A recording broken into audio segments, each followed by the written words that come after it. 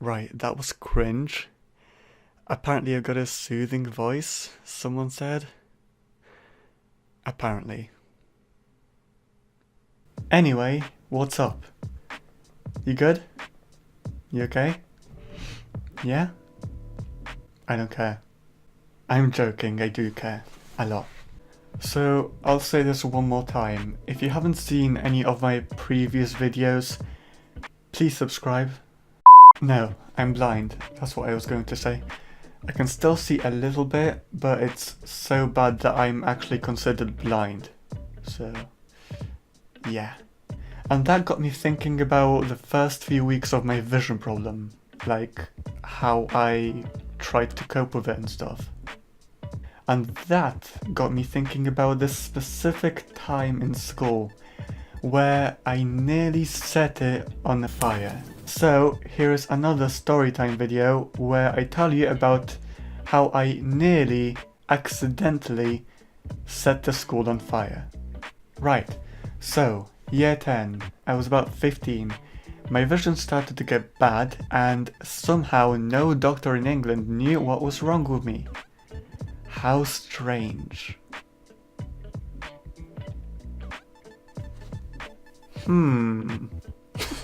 The school didn't really know what was going on with me either. They called in a psychiatrist because, according to them, they thought that I was having blurry vision because of stress. Nope. So, for a few weeks, I think, they were waiting for the results. Meanwhile, this person from student support gave me a few things to help me with my vision, hopefully. Try, at least. Including a laptop, yay. This kind of electronic magnifier thing that I could take anywhere, yay. But before that, I also got something else. What I got was this. This is a magnifying sheet. It's like a magnifying glass, but it's square and much bigger. Basically. It did help for a while, but eventually my vision started to get worse. So after that it didn't help. Anyway, one day I had a maths lesson. Or math, as American people call it. Sounds more like meth. Math. I was doing math, basically, in school. I'm joking, don't do drugs. Anyway, I was sitting at a table next to the window that was the closest to the whiteboard, which I still couldn't see. Yay. But if I did need help, I could have just asked this one guy that was sitting next to me. So, that one particular day, we were doing, I don't know, algebra or something. It was a sunny day and we had to stay inside to do some boring equations. How nice!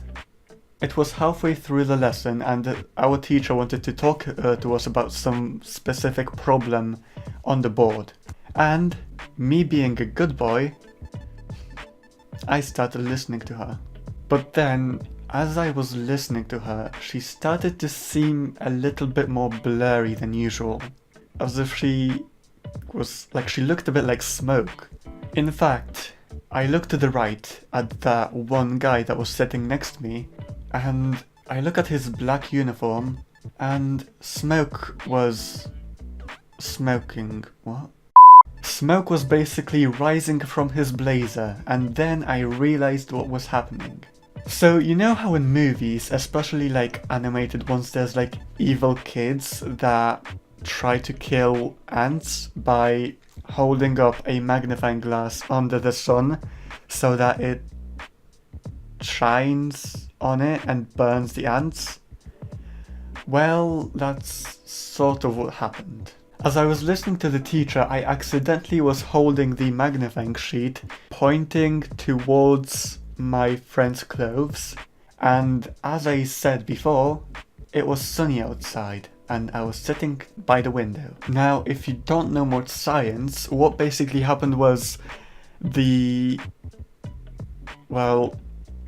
it sort of kind of magnified the rays You know what? I don't know either. But if I shined it on something that wasn't black, it wouldn't catch fire. Not again. But if it didn't hit a black material, it probably wouldn't catch, well, probably smoke wouldn't come out that easily. And that's because while white colors reflect heat, black colors absorb it, and that's why it kind of started burning. Science. And so when I noticed the smoke, so did that guy, because I keep calling him that guy for some reason, and I don't know, I was scared. Don't know why, but I guess I didn't want to kind of burn my classmate to death, so that was probably the reason. So I did what every clever person would do in that kind of situation.